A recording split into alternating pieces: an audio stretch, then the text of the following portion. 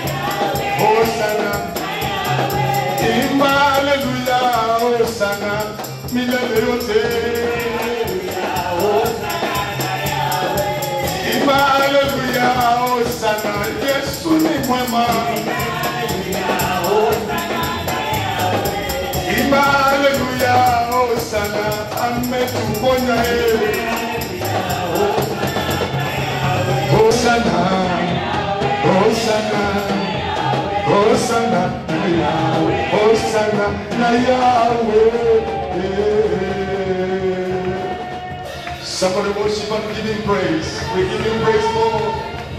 We worship you this morning. Moja kati ya ombi ambalo nimekuwa nikimwomba Mungu katika maisha yangu, I've been praying that God preserve me for yourself.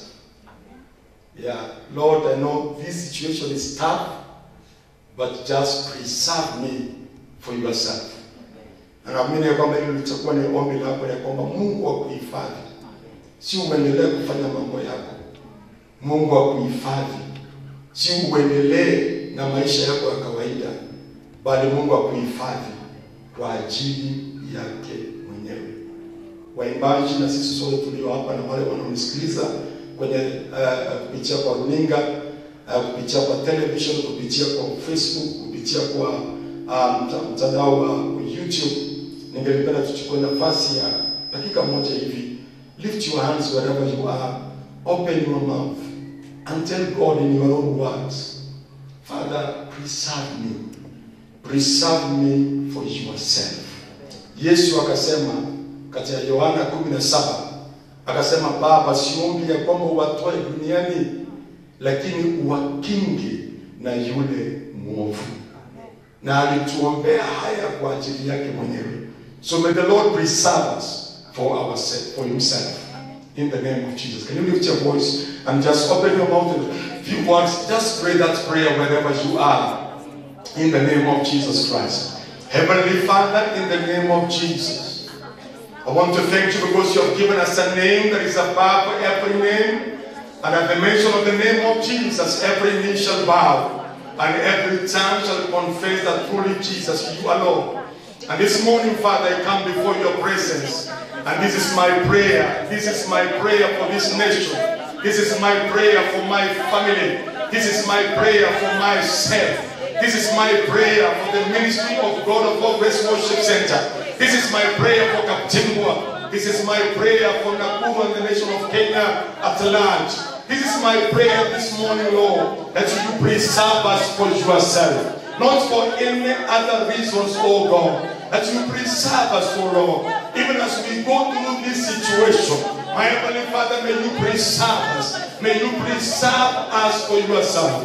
I pray, my Heavenly Father, preserve me for your own glory. Preserve me for yourself. Preserve me because of the kingdom of our Lord Jesus Christ. Preserve me, oh God. May you preserve us. May you preserve our children. May you preserve our families. May you preserve us, oh God, even because of your kingdom, even because of your Son. In the name of Jesus Christ. Father, this morning also, we want to thank you because of your word, that even as we share your word this morning, we worship you and we bless you for understanding. We thank you for revelation. We thank you for knowledge. And we thank you, Lord, for the light of the word of God shining in our lives today. Father, thank you for every listener. For this word will change our lives and change our lives to your own glory. Bless us individually and also bless us collectively. In Jesus' precious name we have prayed. Amen, amen and amen. Thank you, praise and worship. May the Lord bless you greatly. Thank you for standing with me, for standing with us in this season. May the Lord richly bless you. Turn with me, please, if you have your Bible. Turn with me, please, if you have your Bible, to the book of Judges, chapter 13. Turn with me, if you have your Bible, turn with me to the book of Judges, chapter 13. Nisasoma kiasi cha kitabu cha Judges 13 kuanzia mstari wa kwanza. Maandiko yanasema, again the children of Israel did evil in the sight of the Lord, and the Lord delivered them into the hands of the Philistine for 40 years. Now there was a certain man in Zorah of the family of the Danites, whose name was Manoah, and his wife was barren and had no children. And the angel of the Lord appeared to the woman and said to her, indeed now you are barren and have borne no children, but you shall conceive and bear a son. Verse 4. Now therefore, please be careful not to drink wine or similar drink, and not to eat anything unclean. For behold, you shall conceive and bear a son, and no razor shall come upon his head.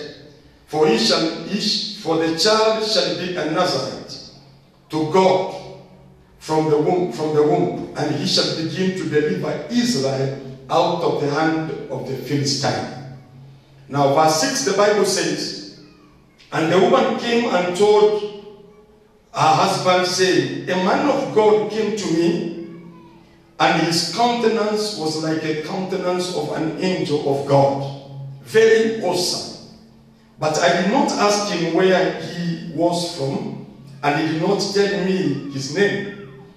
And he said to me, behold, you shall conceive and bear a son, nor drink no wine, nor similar drink, nor eat anything unclean, for the child shall be a Nazarite to God from the womb to the day of his death.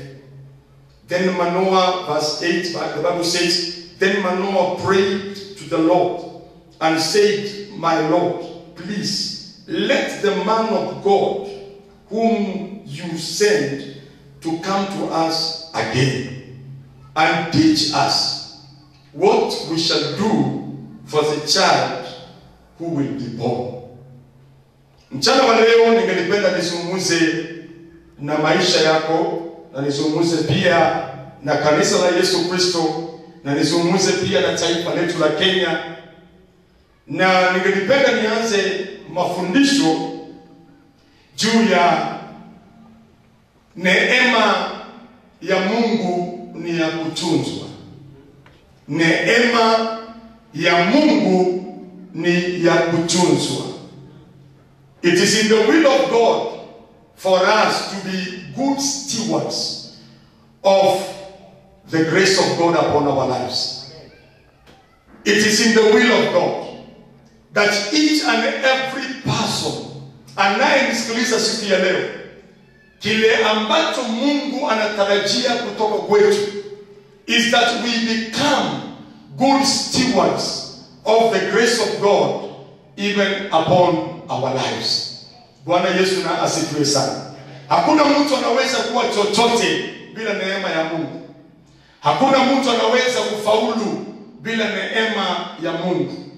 Hakuna mtu anayeweza kuokoka bila neema ya Mungu. Hakuna mtu anayeweza kuishi maisha ya dhamana, maisha yaliyo bora, maisha ya utukufu bila neema ya Mungu. Kwa sababu neema ya Mungu ni nguvu za Mungu na uwezo wa Mungu hata juu ya mwanadamu. Neema ya Mungu is the divine ability of God over us, over our lives. That divine ability of God. Ili uweze kufaulu, unahitaji neema ya Bwana. Ili uweze kusonga katika maisha, unahitaji neema ya Bwana. Ili uweze kuingia mahali wengine hawajaingia, ili uweze kusimama mahali wengine hawajawahi simama, ili uweze kufaulu mahali wengine wamekwama, unahitaji neema ya Bwana. Na kama sote tunaelewa hivyo ya kwamba tunahitaji neema ya Mungu ili tuweze kuwa vichwa na wala sio mikia, tuweze kuwa juu na wala sio chini, basi ni vyema kuelewa ya kwamba hii neema ni ya kutunzwa. Neema ya Mungu ni ya kutunzwa. The grace of God should be handled very delicately, because if you don't handle the grace of God well, you will be an abuser of the grace of God. And the grace that you abuse, you will lose. But I pray you are not here to lose that grace. You are here to continue in the grace of God. And it's my prayer that by the grace of God, you will be on top. By the grace of God, you shall be called an overcomer. By the grace of God, you will never stagnate.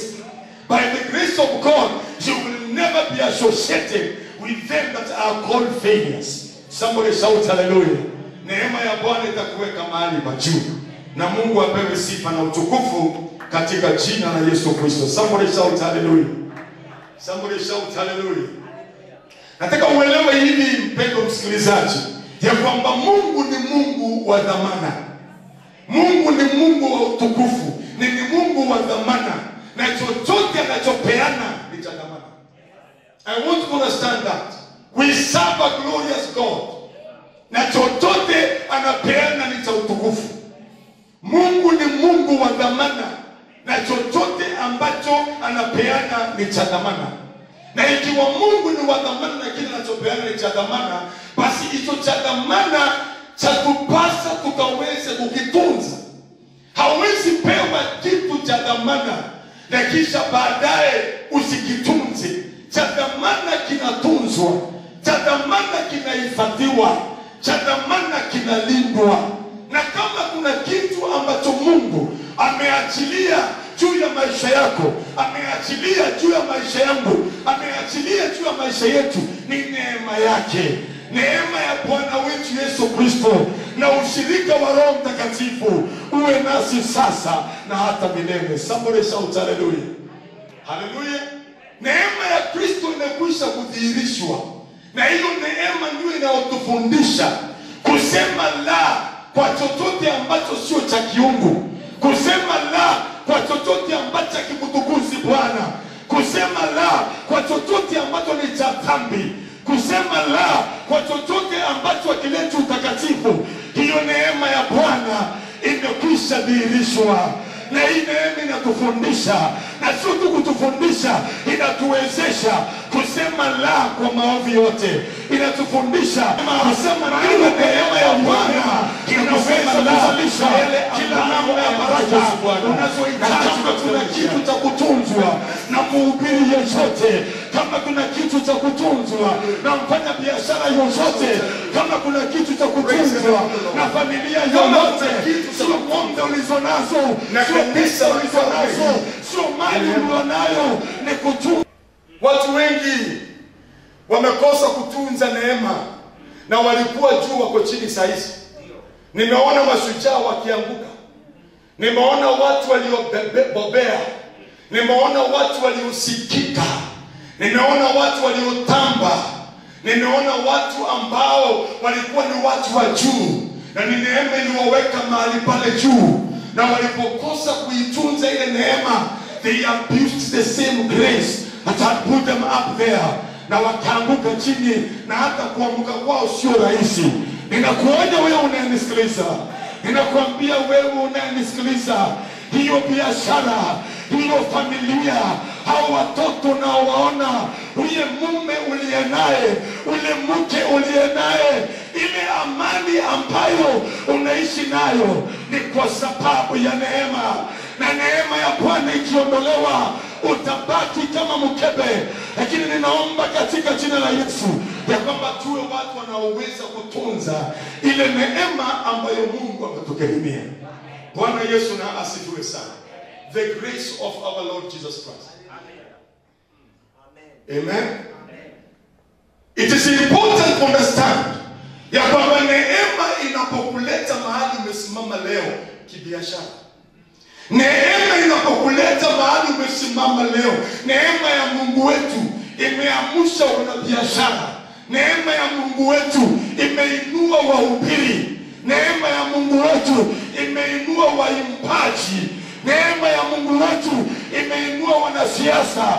Na wakati hiyo neema imekuleta katika ile ofisi unakaa, wakati neema imekuleta mahali umesimama leo, wakati neema imesababisha upate watoto katikati ya watu wapati watoto, uwe na kazi katikati ya watu ambao hawana kazi, uwe na njia katikati ya wanaokwama, hiyo neema ni ya kutunzwa. The message today is this: are you able to be a good steward of the grace of God over your life? Kuna watu Mungu ameinua kibiashara kwa neema yake, na wakatunza biashara, wakakosa kutunza neema iliyowapa biashara. Kuna watu Mungu ameinua leo na akawapa mume, akampa mke na watoto, wakatunza wake, wakatunza watoto, wakatunza waume, na wakakosa kutunza neema iliyowapatia jamii. Kuna watu wanaishi leo kwa sababu ya neema.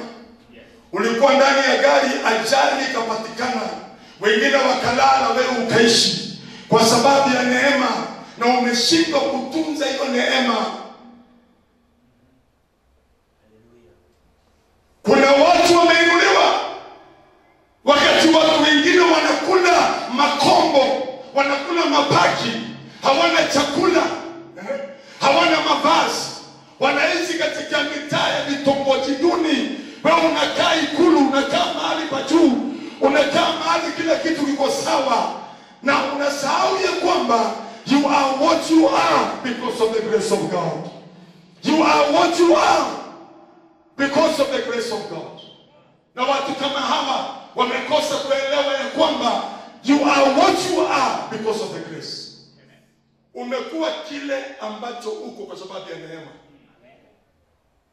Maana katikati ya watu wanaolia njaa, wewe umeshiba. Katikati ya watu ambao hawana watoto, wewe una watoto. Katikati ya watu ambao ndoa zao zimebomolewa, wewe ndoa yako imesimama. Katikati ya watu ambao hata hawajui watakula nini lunch, hawajui watakula nini supper, wewe una mtu anayekupangia. Maana everything is there. We are what we are because of His grace. We are what we are because of His grace. Jina la Yesu libarikiwe sana. Neema inapokuleta mahali umefika, neema inapokuleta mahali umeketi, neema inapokuleta mahali umesimama, neema ya Mungu inapokuleta mahali unajulikana, neema inapokuleta mahali unaitwa mheshimiwa, neema inapokuleta mahali unaitwa mtu mkubwa, neema inapokuleta mahali unaitwa mwalimu, neema ya Mungu inapokuleta mahali unaitwa daktari mkubwa, usione ile kazi, usione sifa za watu. Jifunze kutunza neema iliyokuleta mahali umefika. Jifunze kutunza hiyo neema. Kaka nakwambia ukweli. Wewe unanisikiliza mama, nakwambia ukweli. You are what you are today because of the grace of God. Kwa neema ya Mungu na hiyo amani. Na kuna watu wamerukwa kichwa. Kuna watu zaidi wanajiongelesha barabarani, wanafikiria wanaenda mashariki kumbe wanaenda magharibi. Lakini kwa neema ya Mungu, Mungu amekupatia akili timamu. My question is, what are you doing with the grace of God? Before you became a man of God, you were a man in the streets. Mr. Preacher, before you became a man of God, you were a man on the streets. But by the grace of God, He extended His grace to you, and you became a man of God. What are you doing with the grace of God over your life? In the next few sessions, I will be handling this. And I believe with all my heart, aliye na masikio ataweza kusikia kila ambacho Roho wa Bwana anasema. Niseme tena, nirudie kusema, hakuna mtu ashawahi kuwa chochote bila kusaidiwa. Ikiwa utasaidiwa na pesa, utaona uwezo wa pesa. Ikiwa utasaidiwa na mwanadamu, utaona uwezo wa mwanadamu. Na ikiwa utasaidiwa na Mungu, utaona uwezo wa Bwana. Hiyo ndio inaitwa neema. Haleluya. Paulo alikuwa mtume wa neema, lakini kama kabla hiyo alilitesa kanisa. Anasema Paul anawaambia wa Korinto, anasema amongst the apostles, I was the least of all the apostles. I was not even qualified to be called an apostle because I persecuted the church. Maana mimi nilitesa kanisa. Lakini kwa wakati uliokubalika, I am what I am today because of the grace of God. Yes, nimekuwa kile ambacho nimekuwa leo kwa sababu ya neema ya Bwana. Na hii neema ambayo Mungu alinipatia, this grace shall not be in vain. In other words, I am here to handle the grace of God properly. Because I am what I am today because of the grace of God. Kuna watu waliotutangulia na wakaitunza neema. Na kuna watu waliotutangulia na wakaipoteza neema. Na kuna watu wanaokuja baada yetu, aidha watunze hii neema ama waipoteze. And that's why I stand here as an oracle of God. I stand here as a servant of God. Sio tu kuzungumzia wewe, hata mimi najizungumzia. Na kujiambia kila wakati, mwene, you are what you are. Not because you are so learned, not because you have a degree, but because of the grace of God. Mungu akiondoa neema, wewe ni mchaluo. Mungu akiondoa neema, wewe ni Mkikuyu anayepotea. Mungu akiondoa neema, wewe ni mkisia anayepotea. Mungu akiondoa neema, it doesn't matter how educated you are. You are what you are, not because of education. You are what you are because of His grace. Mpe Yesu makofi mazuri ya utukufu katika jina la Yesu. Basi nisikilize hapa tafadhali.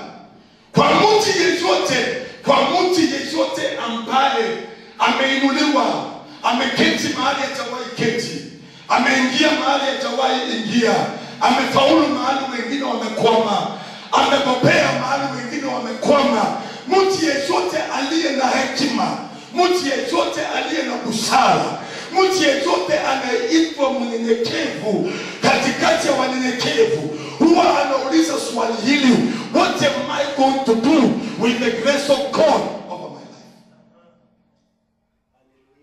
Nifanye nini na neema ya Mungu juu ya maisha yangu? Narudia tena. The humble will ask, what do I do with the grace? Hallelujah. Jana ulikuwa unaoshea watu nguo kwa mitaa, unapatiwa kitu kidogo. Leo neema ya Mungu imekuinua, uko mahali fulani kwa nyumba fulani, wewe unapika chai, na hapo sio mwisho. Neema ya Mungu itakutoa hapo ikupeleke mahali pengine. Angalia mahali Yusufu alianzia na mahali alimalizia. Alijua kutunza neema. Wakati Yusufu anaingia Misri, kila mtu alimuona kama mtumwa, lakini mbingu ilikuwa inamuona kama prime minister. Sio vile watu wanavyokuona, ni vile Mungu anavyokuona na vile ambavyo ataachilia neema juu ya maisha yako. Lakini swali ni hili: what do you do with the grace of God upon your life? Wakati umefika mahali umefika, unafanya nini na ile neema ambayo Mungu amekukirimia? Bwana Yesu na asifiwe sana. Nasema tena, Bwana Yesu na apewe sifa. So ni swali ambalo ningelipenda kila mhubiri ajiulize. Ningelipenda kila mtaua ajiulize. Ningelipenda kila mtu ambaye ameuinuliwa juu ya taifa hili na ajiulize. In whichever office you find yourself in, you are in that office by the grace of God. You are alive today by the grace of God. You have been able to overcome by the grace of God. What are you doing with that grace? Unafanya nini na hiyo neema ambayo imekufikisha mahali umefika? What are you doing with the grace of God? Tafakari.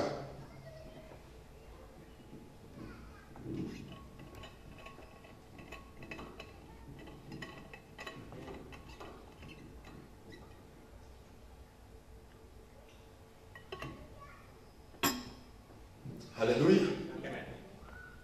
Hallelujah.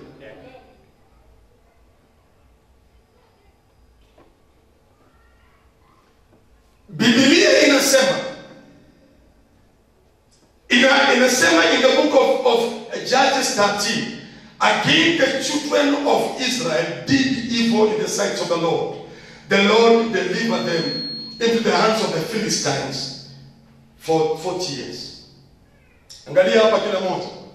Maandiko inasema wana wa Israeli wakatenda yaliyo chukizo machoni pa Mungu, na Mungu akawapeana kwa Wafilisti kwa miaka 40. And when you read the next sentence, ama the next verse, maandiko yanasema ya kwamba katikati ya wana wa Israeli waliokuwa wanatenda maovu, kulikuwa na watu ambaye Mungu alikuwa amebakisha, wanaitwa the remnants of God, mabaki ya Mungu. Na ninaamini ya kwamba wewe ni mabaki ya Mungu. Wewe unanisikiliza, wewe ni mabaki ya Mungu. Katikati ya wale wamemkataa Mungu, katikati ya wale ambao hawana haja na Mungu, katikati ya wale wanaotenda maovu wakijua, Mungu amekubakisha wewe. Wewe ni mabaki ya Jehova. Na hivyo ndivyo ilivyokuwa kwa nyumba ya Manoa. Maandiko inasema Mungu akamtokea mke wa Manoa, akamwambia mke wa Manoa, akamwambia kwamba angalia sasa, wewe ni tasa na haupati watoto. Akamwambia utachukua mimba na utazaa mtoto wa kiume. Utachukua mimba na utazaa mtoto wa kiume, wewe uliyeitwa tasa. In other words, the grace of God has come for you. The grace of God is here for you. The grace of God has located you. Somebody shout hallelujah. Neema ya Bwana ndio hii imekujia wewe. Wewe ambaye uliitwa tasa. Wewe ambaye uliitwa jamii ya familia ambayo haipati watoto. Wewe utachukua mimba mama na utazaa mtoto wa kiume. Na akaendelea kumwambia ya kwamba mtoto huyo atakapozaliwa, make sure ya kwamba hakuna wembe utakaopita kwenye kichwa chake. Make sure ya kwamba usikunywe kileo, usikunywe pombe, usikunywe wine, anything that is alongside that life. Usikunywe chochote ambacho kinaweza kuleta unajisi. Maana mtoto huyu atakuwa mtakatifu tangia tumbo mama yake, na atakuwa tayari kukomboa Israel kutokana na mikono ya adui. Somebody shout hallelujah. Jina la Yesu na libarikiwe. Ni kwa neema umesimama mahali umesimama. Ni kwa neema umekuwa kile ambacho umekuwa. Kuna watu waliopoteza neema, lakini wewe, the grace of God is upon you. With your family, the grace of God is upon you. With your house, the grace of God is upon you. Na kazi ya mikono yako, neema ya Bwana iko juu yako. Na familia yako, neema ya Bwana iko juu yako. Unaweza kuwa mahali pa chini sasa hivi, lakini hapo chini sio mwisho. Kuna mahali neema inakupeleka. Neema ya Bwana itakuinua. Utahesabiwa kati ya walioinuliwa. Utahesabiwa kati ya waliobobea. Utahesabiwa kati ya waliofaulu. Sio kwa nguvu wala sio kwa uwezo, bali kwa neema ya Bwana. Neema ambayo unastahili kuitunza. Somebody shout hallelujah. Haya ni maneno yaliyokuwa ya kushangaza sana katika maisha ya mwanamke huyu ambaye ni mke wa Manoa. Malaika anamwambia kwamba utachukua mimba na utazaa mtoto wa kiume. And the Bible says, huyu mwanamke akarudi nyumbani, akangojea bwana yake akuje. I will be tackling this very pole in the next session. Akarudi nyumbani, akamwambia mume wake Manoa. Akamwambia Manoa maneno ambayo ni ya utukufu. Akamwambia, so the woman came and told her husband, a man of God came to me, and his countenance was like the countenance of an angel of God. He was very awesome. Somebody shout hallelujah.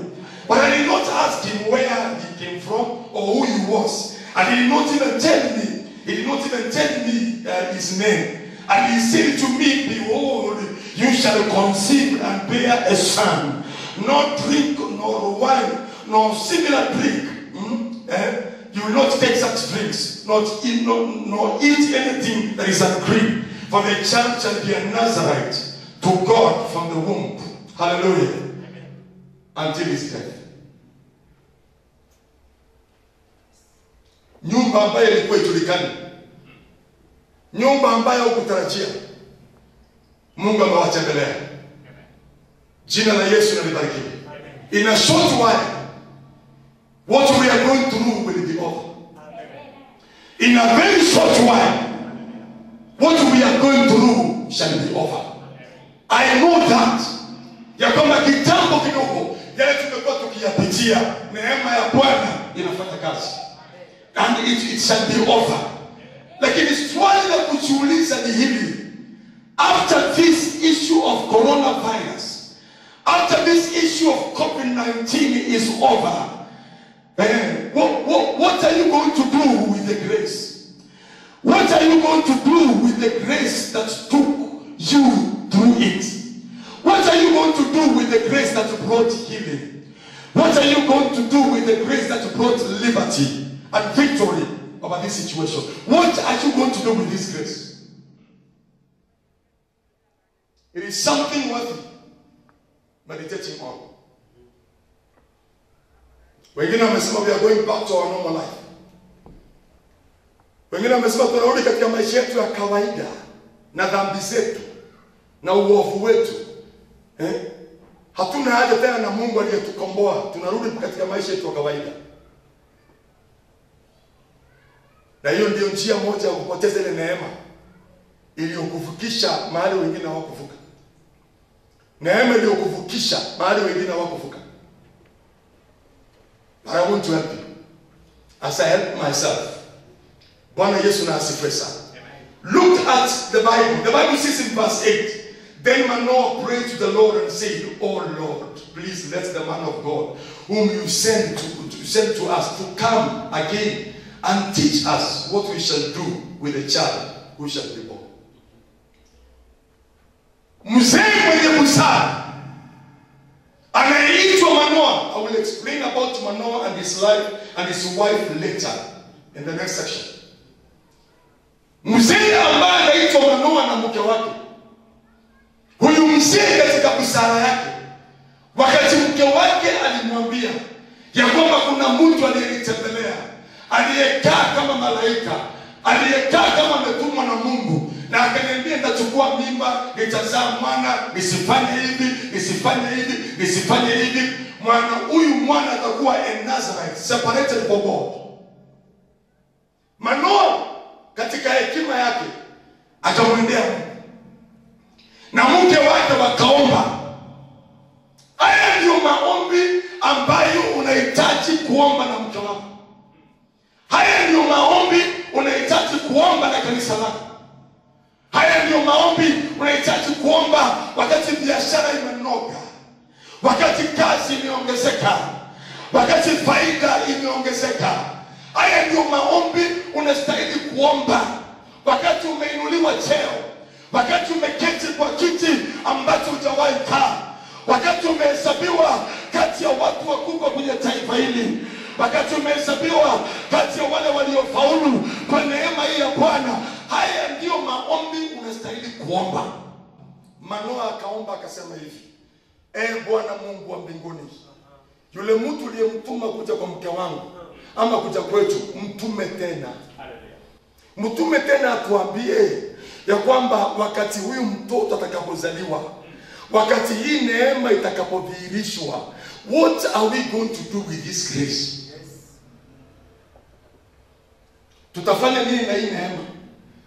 Tutafanya nini na huyu aliyezaliwa kutokana na hii neema? Tutafanya nini na hii ndoa iliyozaliwa kutokana na neema? Tutafanya nini na hao watoto waliozaliwa kutokana na neema yako Bwana? What are we going to do? In other words, alikuwa anasema ya kwamba tell that man to come and teach us, hallelujah, how to handle the grace. Wakati pesa zitaongezeka, teach me on how to handle the grace that brings money.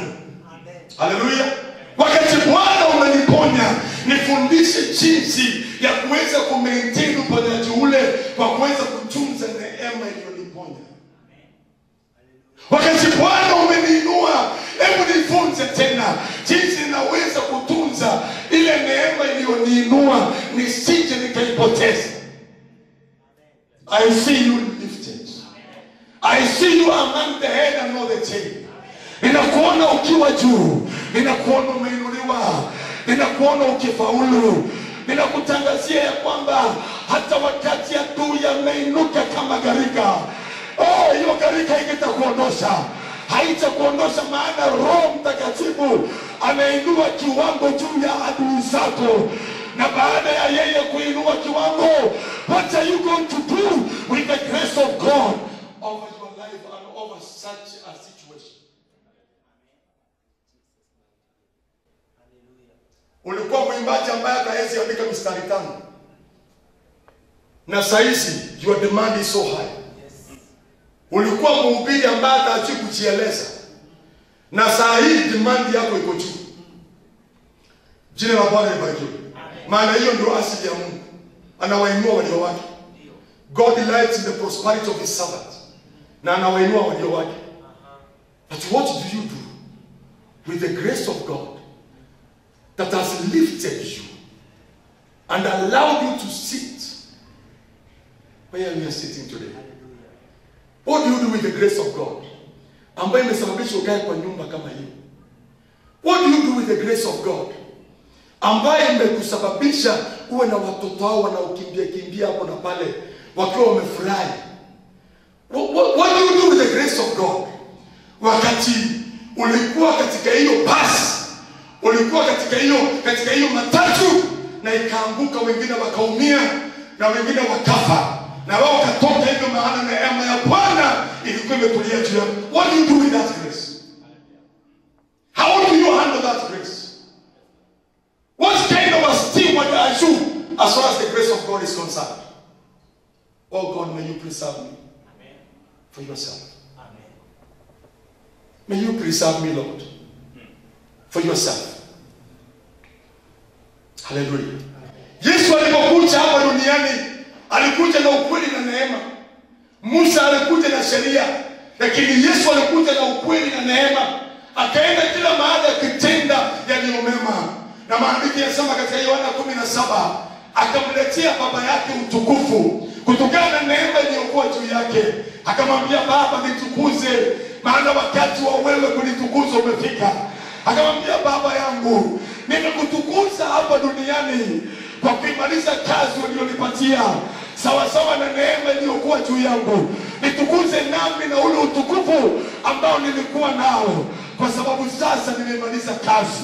What are you doing with the grace of God upon your life as a singer, upon your life as a worshiper, upon your life as a preacher, upon your life as an apostle? What are you doing with the grace of God upon your life? It is a high time you understand ya kwamba neema iko hapa kutunzwa. And I will be showing you jinsi unaweza kuitunza hiyo neema.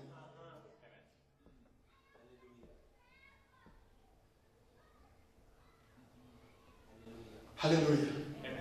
Saizi, we have so many empty seats here. We are about 15 people, 10 to 15 people here. Na kuna wakati tulikuwa na neema ya kukutanika, that grace to worship, and many of us just took it like that. I was in Malaysia, na nilihubiri Malaysia kwa wiki karibu 3 na passport yangu hapo kwa mfuko, because it was dangerous for me to preach there.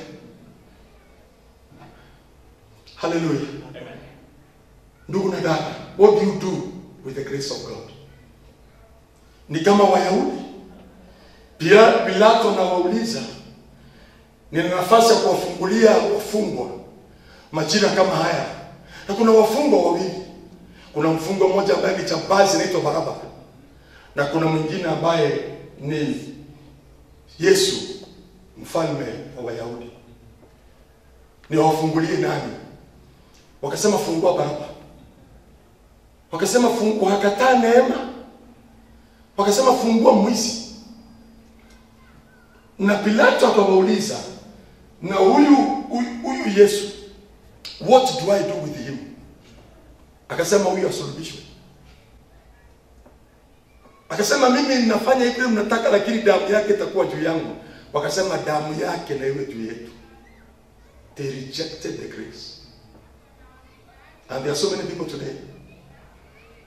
Haujui ya kwamba today is not a continuation of yesterday. Today is not a continuation of yesterday. Today is a new day that God created, that you may be able to be a partaker of this grace that brings salvation, this grace that lifts others.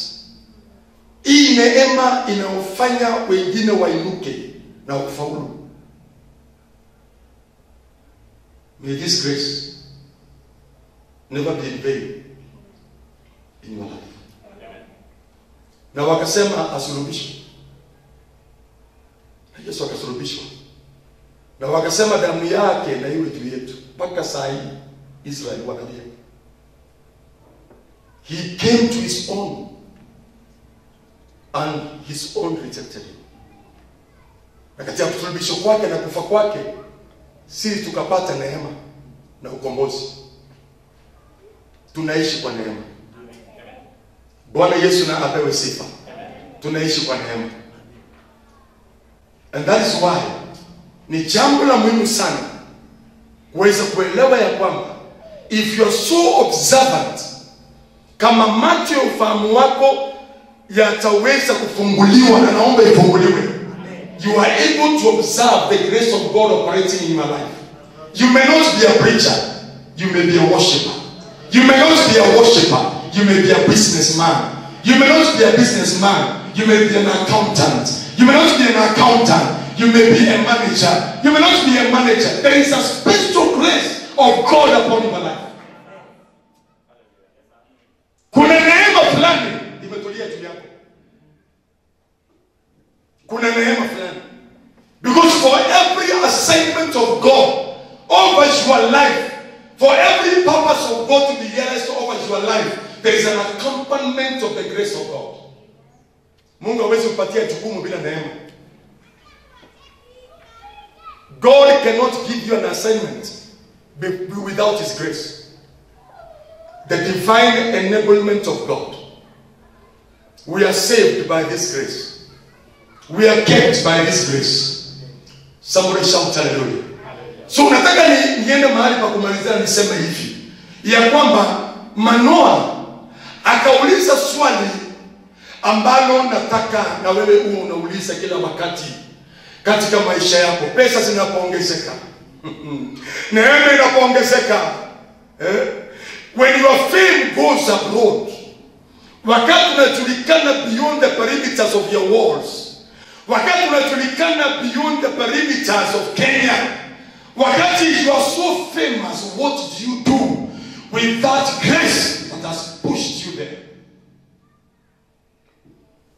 Manoa akaomba na akasema, Baba, ninaomba yule mtu uliyemtuma akatuambia mambo haya yote, mrejeshe tena na ache na tufundishe kile ambacho tutafanya na hii neema, na kile ambacho tutafanya na matokeo ya neema hii.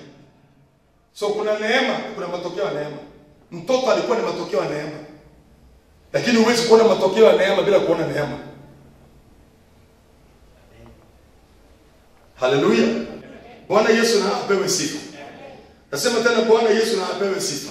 This is one of the greatest questions that anybody has ever asked God in the Bible. One of the greatest questions. What do we do with this grace? Watu wengi wanasemaga, Mungu, now I pray for your favor. I pray for your grace. I pray for your favor in this ministry. I pray for your favor katika uimbaji wangu. Ninaomba neema, ninaomba kibali chako. Na wakati kibali na neema imeshuka, haujui what to do with that grace. Haujui what to do with the manifestation of the grace of God. And these are the people ambao, if we are not very careful, we end up abusing that grace. Unatoka cloud 9 mpaka grass. From grace to grass. Unatoka huko juu na teremka kama kofu. I will be showing you. Tunapendeleana mafundisho haya, watu ambao walitunza neema na watu ambao walikiuka neema. People who abused the grace. What were their end results? Bwana Yesu na asifiwe sana. Bwana Yesu na asifiwe sana. Wakati neema imeangukia mtu, anasimama kusema ya kwamba this is not man's doing. This is God's doing. And if it is God's doing, God teach me on how to handle this grace. With a carnal mind, you cannot handle grace. Na mawazo ya kawaida hauwezi kujua kutunza neema. Ni Mungu peke yake anayeweza kukusaidia kutunza neema. Maana umekuwa kile umekuwa kwa sababu ya neema. Umefaulu vile umefaulu kwa sababu ya neema. Ni Mungu peke yake anayeweza kukutunza, anayeweza kukusaidia utunze ile neema. Sema haleluya. Sema haleluya. Bwana Yesu na asifiwe sana. Basi ni muhimu kuelewa na kujua ya kwamba mke wa neema, mke wa Manoa na Manoa mwenyewe, yule mtoto ambaye alikuwa anaenda kuzaliwa, alikuwa ni mtoto alikuwa anapatikana kwa gharama ya kungojea. Kwa gharama ya kungojea. Ushawahi ngojea mtu atoke Nairobi? Alafu unamwambia, unagundua kwamba amelala Naivasha. Ulikuwa unamngojea toke Nairobi kuletea pengine shilingi 2,000, amelala Naivasha, anakwambia kwamba gari liliharibika, anakwambia kwamba mipango niliyokuwa nayo ilikuwa Nakuru, na ulikuwa unangojea hiyo pesa ili watoto wapate sapa, ili watoto wapate chakula, maana hakukuwa na kitu nyumbani na amechelewa. Hiyo ndio gharama ya kungojea. Hakuna mtu anayeweza ngojea bila kupitia gharama ya kungojea. Hawa watu walingojea, na kwa wakati uliokubalika Mungu akawatembelea. Maana walikuwa ili uweze kutunza katika ile uweze kutunza watu wengine watu walikuwa juu ya maisha yako, ni lazima warudi kwa yule aliyekupa neema. Nasema tena, ili uweze kutunza neema ya Mungu juu ya maisha yako katika uimbaji, neema ya Mungu juu ya maisha yako katika kazi ya Bwana, neema ya Mungu juu ya maisha yako as an apostle, neema ya Mungu juu ya maisha yako as an evangelist. You must go back to the one who ushered you, to the one who gave you that grace. Maana aliyeitengeneza Prado ndiye anaweza kukusaidia kujua jinsi ya kutunza hiyo Prado.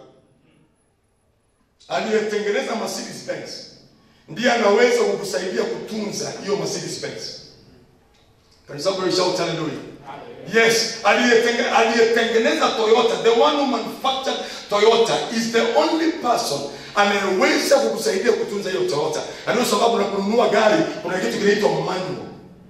Hiyo manual ni ya kukusaidia jinsi unaweza kuitunza hiyo gari ili kupatie service ya muda mrefu. Neema haitoki kwingine. Neema ni ya Mungu. Na ili utunze neema iliyokuokoa, ili utunze neema iliyokusamehe, ili utunze neema iliyokuponya, ili utunze neema ambayo imekuinua, ni lazima urudi kwa mwenye neema. You have to go back to the owner of this grace. Kwa yule aliyekupatia neema hii, yeye ndiye anaweza kusaidia kutunza hiyo neema. And that is exactly kile ambacho Manoa alifanya. He went back to God. Hallelujah. So mambo ya corona yapiti na twende njia zetu. Yanapita, turudi kwa Mungu aliyetuwezesha kuyashinda. Turudi kwa Mungu aliyetuwezesha kuyashinda. Tukiangalia yale yametendeka mataifa mengine na hayatafika kwa hema yako, hayatafika juu ya maisha yako, it is important to understand ya kwamba it is by grace that we stand. Bwana Yesu na apewe sifa. Hallelujah. So neema ni ya kutunzwa. Hii neema ni ya kutunzwa because it is God's doing. Ni matokeo ya Mungu katika maisha yetu. If you do not handle God's grace delicately, it can be abused or it can be frustrated. Many people have abused the grace of God, or they have frustrated the grace of God. Ambaye ni wafanya wawe mtu. From nobody to somebody. They have frustrated that grace. They have abused that grace. And the grace that you abuse, you lose at the end of the day. Come with me. In the next session, I will be showing you people ambao wali abuse neema. Vile walianza na vile walimaliza. Watu ambao walitunza neema. Na utakuwa mtu wa kubarikiwa. Kwa maana neema ya Bwana inatosha. Bwana Yesu na asifiwe sana. Nasema tena Bwana Yesu na asifiwe sana. Ni jambo la muhimu basi kuelewa ya kwamba Mungu aliyekupatia neema ya kuomba, na baada ya hiyo neema ya kuomba akajibu maombi yako kwa neema. Yule Mungu ambaye ulikuomba alikupa neema na ukaomba na akajibu maombi yako kwa neema, anataka pia usiweze kuikiuka hiyo neema, bali uweze kuitunza. Maana kuna watu wengine watakaofaidika kutokana na hiyo neema. Wengi wamepoteza neema ile waliopewa. Wengi wamepoteza ile neema waliopewa wakinaomba ya kwamba hautaipoteza ile neema. Praise the name of the Lord. Hakuna mtu ambaye ameinuka ameendelea bila kuwa na neema fulani ambaye Mungu ameweka mbele katika maisha yake. That is why when you read Deuteronomy chapter 8, maandiko yanasema Mungu akawakumbusha wana wa Israeli na akamwambia wana wa Israeli hivi ya kwamba mtakapoingia katika ile nchi, mkifaulu, mkiongezeka, mkipanuka, mkifanya yale ambayo mmeyafanya, you shall remember the Lord your God. Mtamkumbuka Bwana Mungu wenu, maana yeye ndiye amewapa neema. He is the one who has given you power to make wealth. Ni Mungu ametupatia uwezo wa kuwa hiki. Ni Mungu ametupatia uwezo wa kufanya haya. Ni Mungu ametupatia uwezo wa kuchuma faida. Ni Mungu ametupatia uwezo wa kuwa vichwa na wala sio mkia. Maandiko yanasema in the book of Isaiah, inasema you shall be taught by God and ye shall live a profitable life. Maisha yako yatakuwa ni maisha ya faida. Yaani kuna lile neno la neema likisha ingia ndani ya moyo wako na ndani ya maisha yako, maandiko yanasema ya kwamba amebarikiwa mtu yule asiyekwenda katika ushauri wa wasio haki, asiyesimama katika njia za wakosaji, asiyekaa katika meza ya watu wenye mizaa, lakini neno la Bwana, neno la neema ndilo limpendezalo, na hilo neno analitafakari usiku na mchana. Huyo mtu atafananishwa na miti iliyopandwa kando kando ya vijito vya maji, inaozaa matunda kwa wakati wake, na chochote atakachofanya kitafanikiwa. By the reason of the word of grace, by the reason of the word of God, you will meditate on that word day and night, and you shall be counted among the blessed. Chochote ambacho mikono yako itashika kufanya itafaulu. Neema hii ni ya kutunzwa. Neema iliyokuokoa ni ya kutunzwa. Neema iliyokuinua ni ya kutunzwa. Neema iliyosababisha uwe na kipawa ulichonacho ni ya kutunzwa. Neema iliyokufanya uwe kiongozi ni ya kutunzwa. Neema iliyokufanya uwe a man of God or a woman of God ni ya kutunzwa. Neema iliyokufanya uwe a father to many ni ya kutunzwa. Somebody shout hallelujah. Maana it is important for us to understand ya kwamba in any kind of leadership, the grace of God upon the leader goes first. Inaenda mbele. Hallelujah. Bwana Yesu na asifiwe sana. So, baada ya kupokea neema, Mungu anawaambia wana wa Israeli, you shall remember the Lord your God, because it is He who gives you power to make wealth. Hallelujah. Grace. Wanatoka Misri, wamekaa Misri for over 430 years, hawajawahi lipwa. But by the grace of God and the favor of God, wakitoka wana dhahabu na fedha. Wakitoka hakuna mgonjwa katikati yao. Wakitoka hakuna kinyonge katikati ya maisha yao. That is grace. The grace of God over your life needs to be celebrated. Hallelujah. Needs to be celebrated. One of the ways unaweza kutunza neema ya Bwana ni kupitia kwa maagizo ya neno lake. Neema ya Mungu inatunzwa kwa kuyafuata maagizo. Nishike tu hiyo moja nimalizie hapo. Neema ya Mungu iliyo juu ya maisha yako, dada na ndugu, whether it is in a family circle, whether it's in ministry, whether it is in business, whether it's in your career, the grace of God can only be taken care of by following the instructions of God. Kwa kuyafuata maagizo ya Bwana. Hallelujah.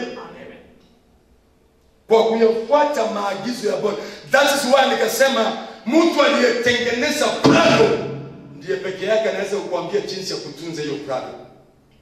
Na hajatuacha hivyo, ametupatia kitu kinaitwa manual ili tuweze kujua jinsi ya kutunza engine, aina gani ya magurudumu ambayo tunaweka kwa hiyo gari, jinsi ya kutunza every part of that body, of that car, the engine, the body, the tires, on how to take care of that car. Praise the name of the Lord. Pia unapotaka kutunza neema ya Bwana, ni lazima jambo la kwanza ufuate maagizo ya Bwana. Ndio sababu Manoa alikuwa amerudi kwa Mungu kumuuliza maagizo, kumuuliza instructions, kumuuliza mafundisho. Many people they just obtain the grace of God and they start enjoying the grace of God. Na kisha baadaye they don't know how to take care of that grace. Hallelujah. Mtu mmoja ambaye anaitwa Naaman, namalizia hapa. Mtu mmoja ambaye anaitwa Naaman kutoka Syria. Alikuwa mgonjwa na alikuwa na ugonjwa wa ukoma. Lakini alikuwa jemedari wa vita katika taifa lake. Hata mfalme alikuwa amemstahi, amemweka mahali pa juu sana. Na huyu mtu wakati mmoja wakati Syria ilikuwa inavamia Samaria, walichukua msichana mmoja mdogo, wakamchukua mateka na akawa anafanya kazi katika nyumba ya Naaman. Na huyu msichana alikuwa Mwisraeli. Alipokuwa anafanya kazi katika nyumba ya Naaman, akamwambia mke wa Naaman, ikiwa bwana wangu huyu Naaman na ugonjwa huu ako nao wa ukoma, kama angelikuwa Samaria, kuna mtumishi wa Mungu mahali pale aliye na neema, anaweza kumponya na ugonjwa huu. Mke wa Naaman akamwambia Naaman, kama vile mke wa Manoa aliambia Manoa. Nitakuja kwa hiyo baadaye. What is your role as a wife at home? What is your role as a husband? Mke wa Manoa akamwambia Manoa, na mke wa Naaman akamwambia Naaman. Naaman akamwambia mfalme. Mfalme akaandika barua na Naaman akaondoka kwenda Samaria. Na alipofika Samaria akakutana mtumishi wa Mungu amejaa neema ya Bwana. Akamwambia Naaman kupitia kwa mjakazi wake anaitwa Gehazi. Akamwambia Gehazi, nenda mwambie huyo Naaman aende mpaka mto wa Jordani ajichofye mara 7, na akijichofya mara 7 Mungu atamponya. Akaja akaambiwa ilikuwa karibu akatae mashauri, na ndio sababu hauwezi kupata neema ama kutunza neema bila maagizo na mashauri ya Bwana. Karibu Naaman akosa hiyo opportunity. The Bible says waliokuwa karibu na yeye wakamsii. Na ndio sababu ni vizuri kuangalia unapofanya kazi ya Mungu, unapofanya biashara, unapoishi katika maisha haya, wakati wewe ni mke wa fulani, wewe ni mume wa fulani, ni watu aina gani wanaokuzungusha, umejizungushia. What kind of a people are your companion? Ni watu wanaoweza kukuleta karibu na Mungu, ama ni watu ambao watakutoa karibu na Mungu? A bad company ruins a good character. Ni watu gani umejizungushia? Watu wengi ambao Mungu aliinua, watu waliowabomoa ni watu ndio waliowabomoa. Walijishungushia watu wabaya, watu ambao hawezi kuwaleta karibu na Mungu. Naaman alipokuwa karibu kukataa mashauri haya, hata akaambia Gehazi ya kwamba kule kwetu Syria kuna mito mizuri kama Abana na Abafa. Hiyo mito ni mizuri, ningejitumbukiza huko nioge, lakini hiyo mito haiwezi kuponya. Mto ambao utakuponya ni mto wa Jordan. Akamwambia nenda mpaka Jordan mara 7. Na Naaman akayashika maagizo, na neema ya Bwana ilikuwa imetulia juu yake. Sometimes back nilisema hivi, grace cannot operate without a willing heart.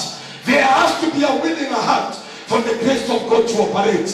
Naaman akageuza nia yake na akaenda mpaka Jordani, mto mchafu. Akaenda mpaka Jordani, mto ambao sio kama mito ya kwao. Akajichofya mara ya kwanza, akajichofya mara ya pili, akajichofya mara ya 3.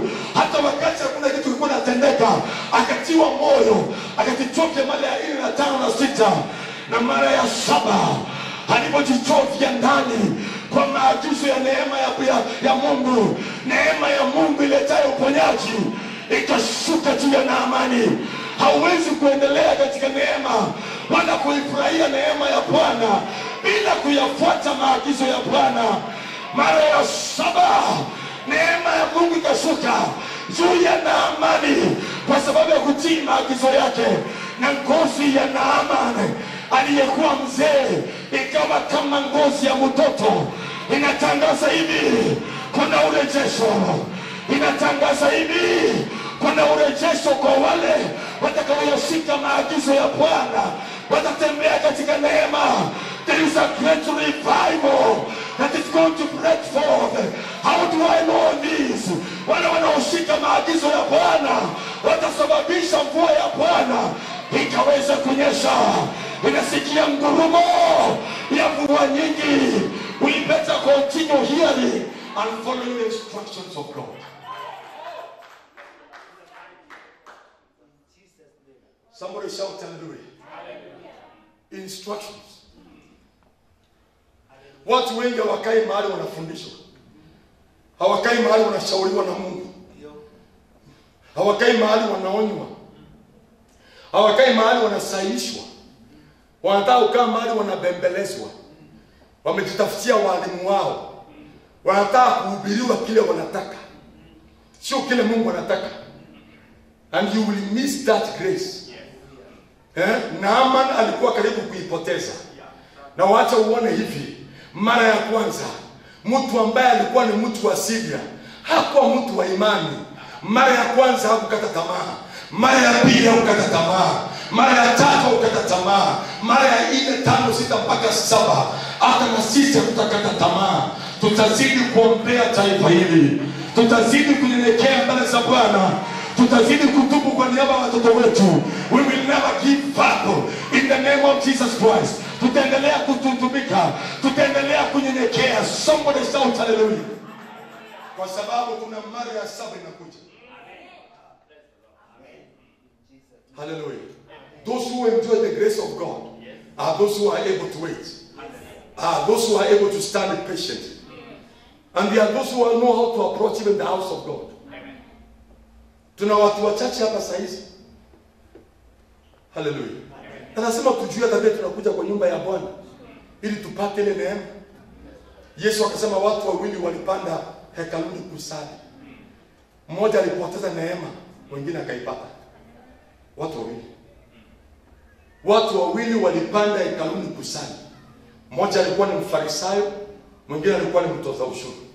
Mfarisayo aliposimama kuomba, alisimama kuomba Mungu na kujigamba. Akajigamba bila kutoa fungu la 10, akajigamba bila anafunga na kuomba, akajigamba ya kwamba hata mimi, akaangalia akaona mtoza ushuru. Akasema mimi sio kama hapa. Sio kama huyo. Akajigamba. Na hiyo ndio sababu revival imechelewa, lakini hautaichelewesha. Katikati ya watu wa kiburi kuna watu watakaonyenyekea. Katikati ya watu wanaojiinua kuna watu Mungu atainua. Sihitaji kujiinua, nahitaji Mungu aniinue, maana akiniinua atanishikilia. Katikati ya watu wa kiburi kuna watu ambao watanyenyekea.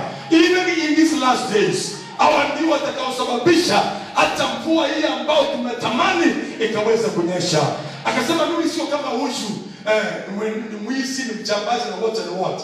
Na baadaye akaomba mwombea, akamaliza na akaondoka akaenda zake. Mtoza ushuru alikuwa mtu ambaye anajulikana kama tax collector. Na alikuwa anajulikana kwa mabaya yake na maovu yake. Alikuwa anajulikana ya kwamba huyu ni jambazi. Huyu ni mtu anayenyang'anya watu mali yao.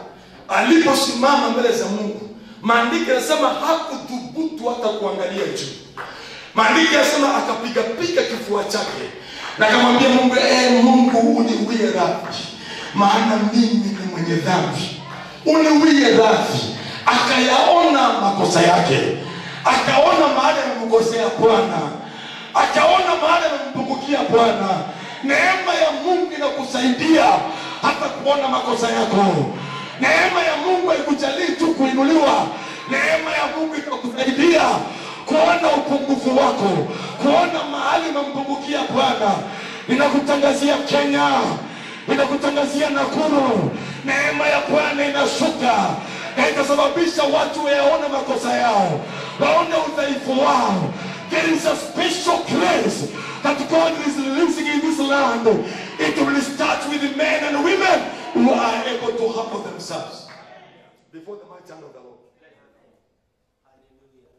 Mtoza ushuru akasema, Bwana Mungu wa mbinguni, mimi hata sina mengi ya kusema, uniwie radhi.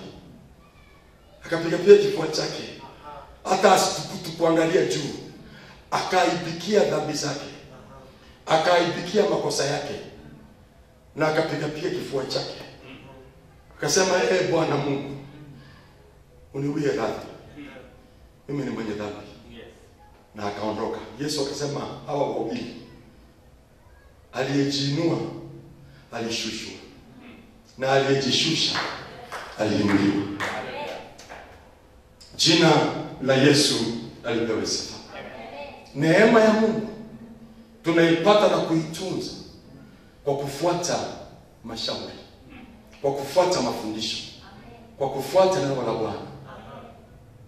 Hallelujah.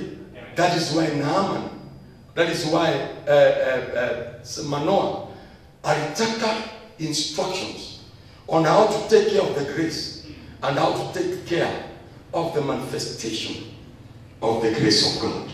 I see a special grace coming upon your life. I see that special grace. May you live to know how to become a good steward of the grace of God. Somebody shout hallelujah. Ya mwisho, maandiko yanasema in Luke 17, Yesu akapita katikati ya Galilaya na Samaria. Palikuwa na wenye ukoma waliokuwa nje ya kijiji. Wakainua sauti zao, wakasema Yesu, Bwana mkubwa, tunahitaji rehema zako. Walipaza sauti wakasema Yesu, Bwana mkubwa, tunahitaji rehema zako. Yesu akawakaribia.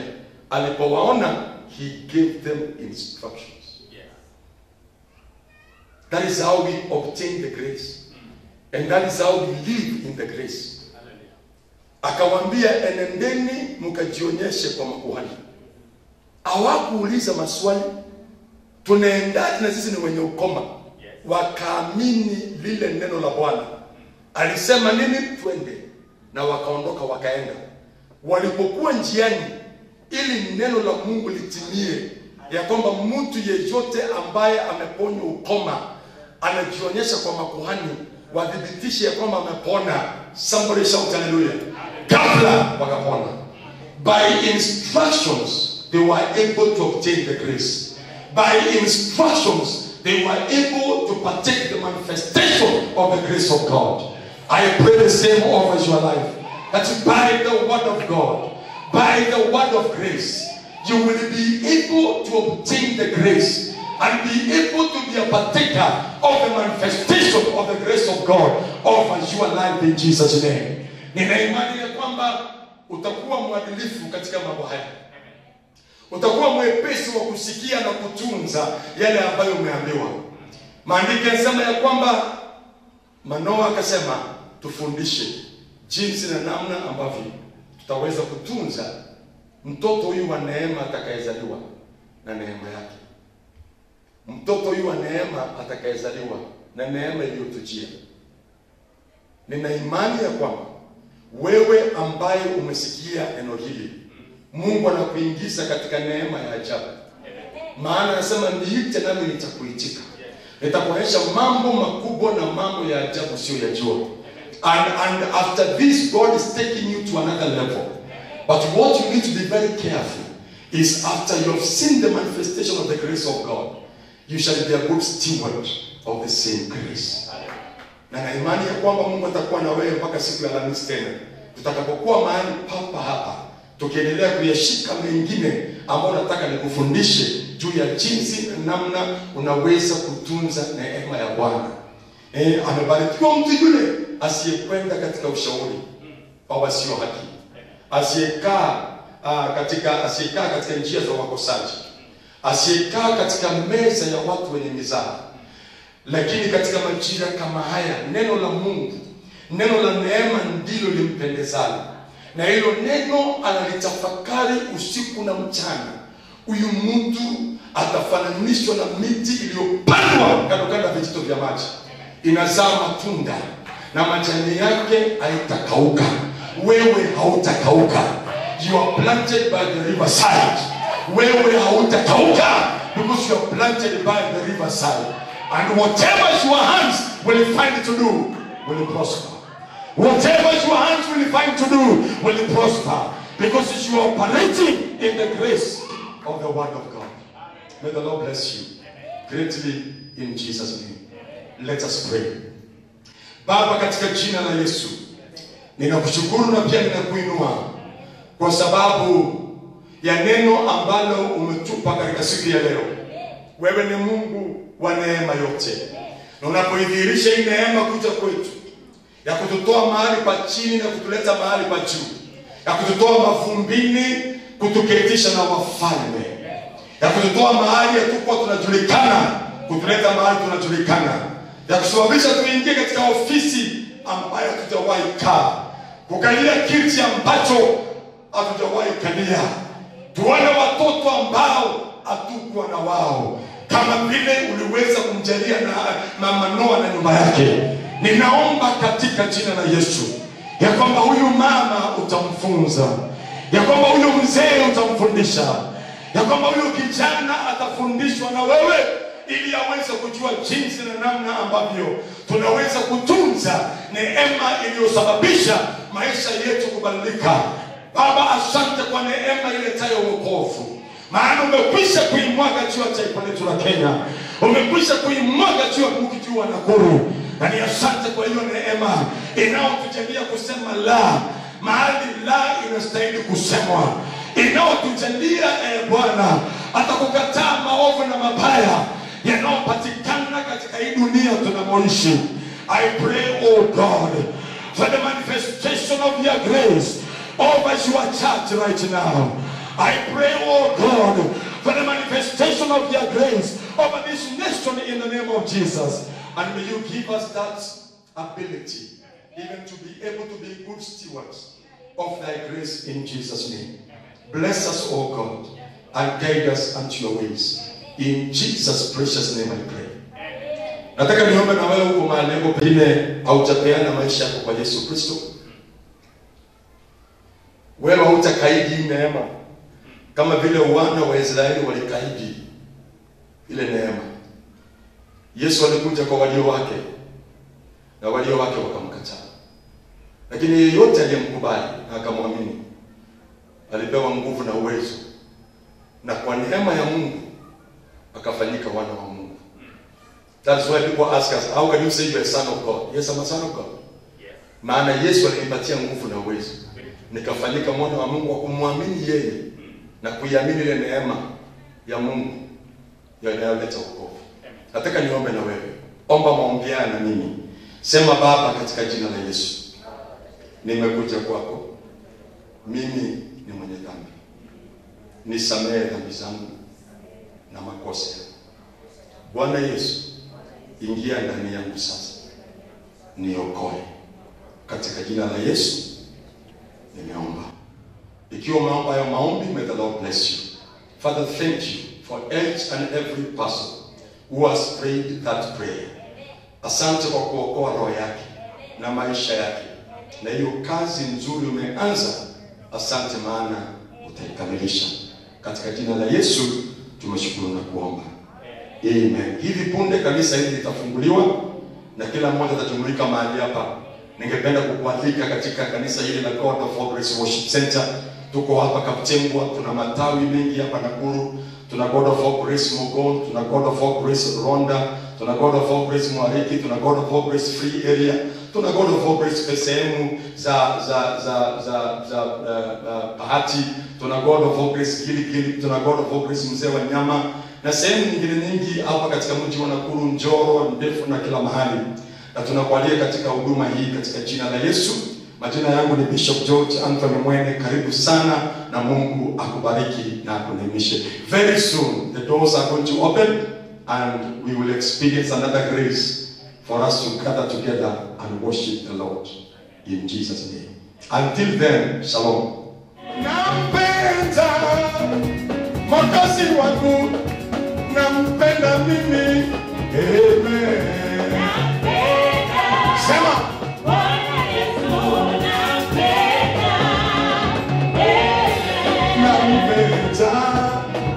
Masia wangu mimi, nampenda sana. Amen. Nampenda Bwana Yesu, nampenda. Amen. Huyu Bwana Yesu ameniokoa, nampenda